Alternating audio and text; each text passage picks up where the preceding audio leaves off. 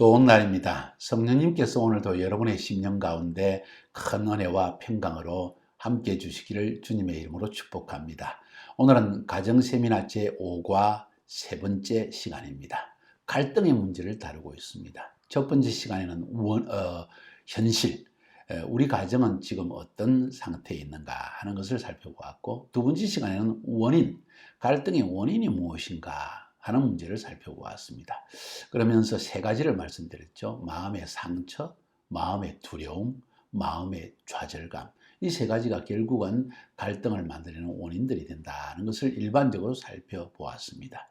오늘은 세 번째 시간에 갈등이 일어날 때의 반응은 어떠한가? 되게 부부 사이에 혹은 가정 안에서 갈등의 상황이 진입되어질 때, 시작되어질 때 사람들은 어떻게 반응하는가 하는 문제를 한번 알아볼 필요가 있습니다. 에베소서 4장 26절 27절은 이렇게 말하고 있습니다. 분을 내어도, 화를 내어도 죄를 짓지 말며 해가 지도록 분을 품지 말고 마귀로 틈을 타지 못하게 하라. 마귀가 틈을 탈 때까지 갈등을 계속해, 다툼을 계속해 나가는 것은 심각한 문제가 일어날 수 있다. 그런 이야기겠죠. 다시 말해서 분을 낸다는 것, 갈등의 상황이, 다툼의 상황이 생겨날 때 반응을 이야기하는 것입니다. 죄를 짓는다는 것 마찬가지입니다. 해가 지도록 분을 품는다. 다음 날까지도 계속 분을 화내낸다. 이렇게 했을 경우에 중요한 것은 이것이 영적인 문제로 넘어갑니다.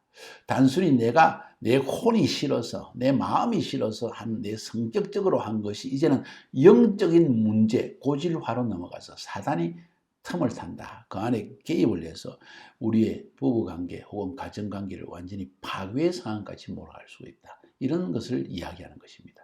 우리의 반응 굉장히 중요합니다. 자, 대개 갈등 혹은 다툼의 상황이 생길 때 일어나는 반응은 세 가지 정도로 나타난다고 볼 수가 있습니다. 첫 번째로는 외적인 폭발이고, 두 번째는 내적인 꾹꾹 누름이고, 세 번째로는 그 문제를 직면하여 문제를 다루는 것입니다. 세 번째 것이 가장 좋겠죠. 차례대로 한번 살펴봅시다. 외적 폭발입니다. 한마디로 해서 다툼이 생기면 폭발해버리는 겁니다. 어떤 사람은 당장 소리를 질러버리는 사람도 있습니다. 화를 벌컥 내는 사람이 있습니다. 자기의 내적인 어려움, 갈등을 밖으로 표출해내는 것입니다. 이게 하나의 습관화되어지면, 고질화되어지면 상당한 문제가 부부간에 또 가정관계 안에서 일어날 수가 있습니다. 그래서 성경은 우리에게 이야기합니다. 야고보서 1장 19절에 분노하기를 더디하라. 화내기를 더디하라. 누구든지 화내는 것은 더디해야 된다. 이 말은 화는 습관적으로 내서는 안 된다. 그리고 화를 내는 것을 빨리 해서는 안 된다. 화내기 전에 생각을 해라. 그게 가능한지 모르겠습니다만은 가능한 이야기니까 하는 이야기였죠. 비록 화를 내고 나면 마음이 풀리지 하지만은 그 화는 결국 다른 사람에게 전달되어집니다. 에피데미아입니다. 전염병과 같습니다. 내가 분노한 그 분노는 결국 상대방의 감정을 건드리는 분노가 되어져서 상대방에게 두려움이라는 걸 만들어내고, 두려움이 지속되어지면 이 사람도 역으로 나에게 분노하게 되는 일들이 일어나고, 결국 이것은 분노와 빈노가 붙어서 나중에는 사단이 역사하는 굉장한 어려움까지 쳐들어갈 수 있다는 것을 여러분이 꼭 알아야만 합니다. 그래서 이 외적 폭발, 분노하는 것, 화내는 것은 가정 안에 두려움의 분위기를 더 많이 만들어냅니다. 지난 시간 강의에서 본 것처럼 상처, 두려움, 그리고 좌절감이라고 그랬죠. 상처가 일어나기 때문에 그것을 참다가 폭발해 버렸습니다. 그 폭발 때문에 이제 가정 안에 두려움의 분위기가 생겨나기 시작합니다. 폭발한 사람도, 폭발함을 받은 사람도 모두가 두려움 속에 사로잡히게 됩니다. 그래서 또 다투면 어떡하지 하는 두려움, 또 저 사람이 폭발하면 어떡하지 하는 두려움. 그래서 마음에 평안이 없는 삶, 늘 스트레스가 꽉 찬 삶, 맛있는 음식도 먹고 큰 집에 사는 것 같고 일도 하는 것 같지만은 마음에 평안이 없는, 두려움이 가득 찬 스트레스풀 라이프, 이런 사람이 될 수 있다고요. 그래서 마음의 상처는 더 깊어져 가고, 두려움은 더 많아져 가고, 좌절감은 더 깊어가다가 자기도 모르게 눈물이 줄줄줄줄 흘러내리는 인상의 좌절감까지 느끼게 된다는 거예요. 혹시 여러분이 그런 상태는 아닙니까? 울지 마세요. 이겨낼 수 있습니다. 갈등의 문제는 해결할 수 있습니다. 그러니까 지금 가정 세미나를 하는 거 아니겠어요? 우리 함께 이 문제를 해결해야 됩니다. 남편이 도와줘야 되고 아내가 도와줘야 됩니다. 자녀들이 도와줘야 되고 부모들이 도와줘야 됩니다. 함께 해결해야 됩니다. 한 사람이 문제가 아니라는 것을 인식해야 됩니다. 너 때문이라는 인식을 먼저 고치면 이 문제의 해결은 훨씬 더 빠를 수가 있습니다. 여러분 잘 깊이 생각하세요. 제가 하는 말을. 인생 경험에서 63년을 살은 인생 경험에서 나오는 이야기입니다. 두 번째 반응은 내적인 누름입니다. 내가 상처를 받고 나를 무시하고 나에게 폭언을 하고 나를 그런 상황에 몰아칠 때 꾹꾹 참는 것입니다. 그런 사람의 내성적인 성격의 사람일수록 꾹꾹 참는 것을 잘합니다. 그런데 참는 것이 잘하는 것이냐? 꼭 그것은 옳은 것이 아닙니다. 아무 일 없는 것처럼 참다가 나중에는 은근히 비꼬는 말을 하기 시작합니다. 특히 여성들의 경우에는요, 굉장히 영리합니다. 우리보다도 오감이 아니라 육감이 발달되어 있습니다. 멀티태스킹의 여자입니다. 여성들은 대개 왼쪽 뇌를 사용한다, 오른쪽 뇌를 사용한다 그랬죠. 그래서 감정과 느낌과 이런 것이 굉장히 발달되어 있고 멀티태스킹 안에서 오른쪽 뇌와 왼쪽 뇌를 왔다 갔다 하면서 잘 사용합니다. 그래서 어떻게 하면 남편이 화날 것도 잘 알고 있어요. 아내를 화나게 하면 이익될 게 하나도 없습니다. 당신은 하나밖에 모르지만 여성들은 여러 가지를 한꺼번에 처리하는 능력이 있다는 거예요. 멀티태스킹이라는 거예요. 그래서 꾹꾹 참지만은 참으면서 결국 할 이야기를 다 합니다. 이랬을 때 남자를 미치게 만들어 버리는 것이죠. 이렇게 참는 것도 결국 좋은 것은 아닙니다. 결국 왜냐하면 참는다는 것은 내 안에 유독 가스가 계속 쌓여나가는 겁니다. 입을 열 때마다 이 유독 가스가 자꾸 튀어나오고 그것이 남편에게, 아내에게, 자녀에게, 부모에게 막 흘러나가는 거예요. 그리고는 온 가족을 유독가스로 채웠다가 누가 성냥불만 탁 끄대면 팡 하고 터져버리는 겁니다. 아파트 전체가 날아가 버리는 것이죠. 가정이 파괴되어 버린다는 것입니다. 언젠가는 폭발할 날이 온다는 것을 기억할 필요가 있습니다.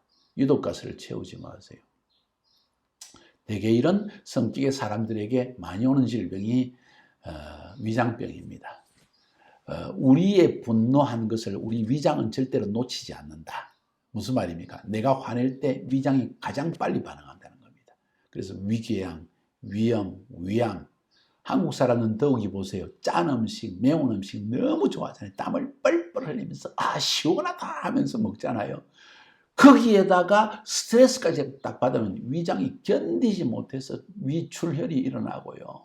위염이 생겨가지고 염증이 일어나고 고질병이 생겨나 결국은 암으로 진전되어서 죽는 사람들까지 생깁니다. 해결할 필요가 있습니다. 억지로 누르는 것이 대책이 아니라는 것 지금 말씀드리는 거예요. 세 번째, 그러면 어떻게 할까요? 폭발도 못하고 억지로 참지도 못하고 어떻게 하라는 이야기입니까? 대화하라는 겁니다. 직면하여 다뤄야 됩니다. 여기서 여러분이 잘 생각해 보세요. 대개의 사람들이 갈등과 다툼이 일어날 때 일어나는 현상은 스트레스로서 대응합니다. 매우 감정적으로 대응합니다. 여러분 잘 들으세요. 감정은 감정을 낳습니다. 당신이 감정적인 가시의 말, 유독 가스가 가진 말, 혹은 분노라는 감정을 표출해낼 때 그것을 받는 상대방은 동일한 강도의 이 분노 혹은 유독가스를 배출하게 되어 있습니다. 인과응보입니다. 뿌린 대로 거두는 것입니다. 분명히 그렇습니다. 그래서 이 직면하여 갈등을 해결하기 위해서 굉장히 중요한 것은 아주 마음의 감정을 가라앉히는 것이 필요합니다. 그래서 우리 앉아서 이야기 좀 할까? 하는 대화도 이야기 좀 할까? 여보, 우리 잠깐 좀 어려움이 있는데 대화 좀 나누면 어떨까? 두 말이 틀리잖아요. 그죠? 대화를 나눠야 됩니다. 근데 대화를 나누자고 하는 그 첫 말도 이야기 좀 나누자. 여보, 이야기 좀 나눠요. 아니라 여보, 우리 좀 어렵죠, 지금? 우리 대화를 하는 것이 낫지 않을까요? 대화를 해서 푸는 것이 필요할 것 같은데요. 차 한잔 마실까요? 내가 차 준비할까요? 이런 태도.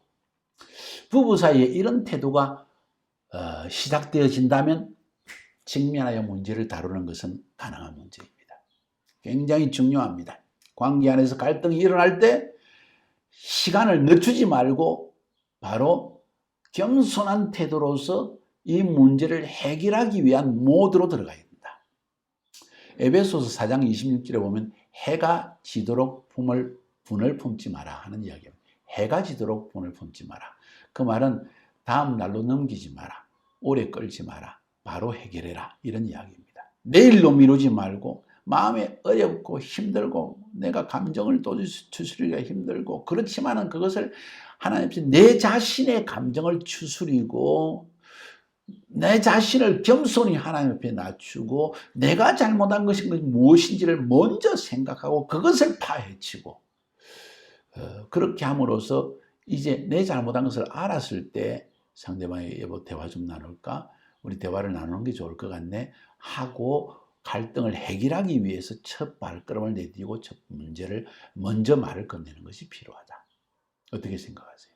엄청 중요합니다. 그래서 가장 중요한 핵심은 해결하려고 하라. 여러분 해결하려고 합니까? 아니면 억울하다고 자기는 고집을 부리고 있겠습니까? 자존심 세워서 좋을 것 하나도 없습니다. 당신만 자존심 있는 게 아니라 저 사람도 자존심 있다는 걸 기억해야죠. 해결하려고 해야 됩니다. 아예 해결하지 않으려고 하면 반드시 여러분 큰 감옥 속에 갇히게 되어집니다. 대화하기 싫다, 마음이 상했다, 이해가 되어집니다. 그러나 그런 행동은 마음에 골을 더 깊게 합니다. 밤을 새우고 나면 두 사람 다 잠을 못 잤습니다.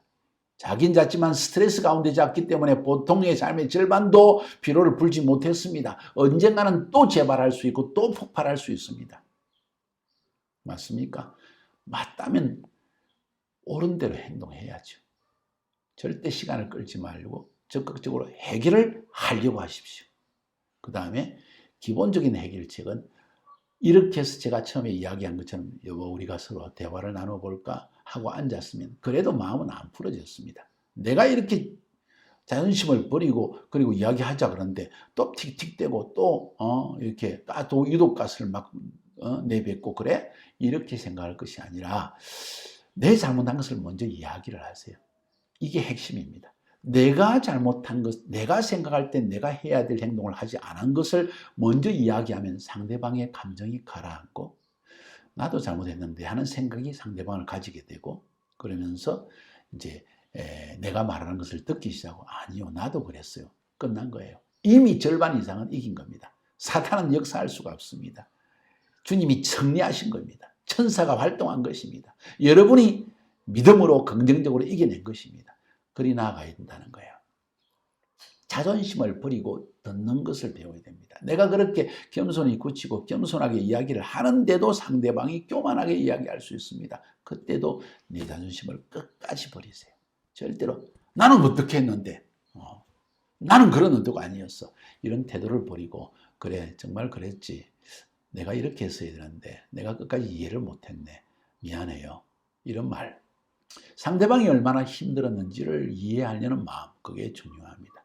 이기려고 하기보다, 가르치려고 하기보다 상대방을 이해하려고만 해도 문제는 해결되어진다는 것입니다. 해결되지 않은 채 묻어주면 안 된다는 말씀을 드리고 싶어요. 부부간의 침묵이 오래되면 언젠가는 폭발하든지 아니면 완전히 남이 될 수 있다는 것을 기억하세요. 무서운 일입니다. 다른 여자, 다른 남자를 만나면 나하고 같은 성격이 비슷한 사람, 내가 좋아하는 사람 만나면 해결될 것 같아요. 사랑이 생기지 않습니다. 여러분 잘 기억하세요. 똑같은 문제는 또 발생합니다. 여러분 자신을 죽이는 길이 우선입니다. 실제적인 해결책에 대해서 한 가지만 더 말씀드리면 여러분 서로 다투고 갈등의 상황이 벌어졌을 때 한계를 넘어서서는 안 됩니다. 잘 기억하세요. 한계를 넘어서지 마라. 이 말은 무슨 말인 거 아니? 말을 한계를 넘어서서 하지 말고 행동을 한계를 넘어서는 해서는 안 됩니다. 굉장히 중요한 이야기입니다. 저의 인생의 경험을 통한 이야기입니다. 오늘 본문에 보면 에베소서 4장 26절 27절에 분을 내어도 죄를 짓지 말며 해가 지도록 분을 품지 말고 마귀로 틈을 타지 못하게 하라. 마귀가 틈을 타는 어떤 한계가 있다는 겁니다. 그 리미트를 넘었으면 마귀가 쑥 들어와서 이제는 해결하려고 해도 겸손하려고 해도 양보하려고 해도 자존심을 마귀가 꽉 붙들고 도저히 되지 못하게 나를 딱 얽으면은 영적 문제까지 들어갑니다. 하나님의 심판이 시작됐다고 생각하세요. 그까지 나가서는 안 되겠죠. 한계를 넘어서지 마라.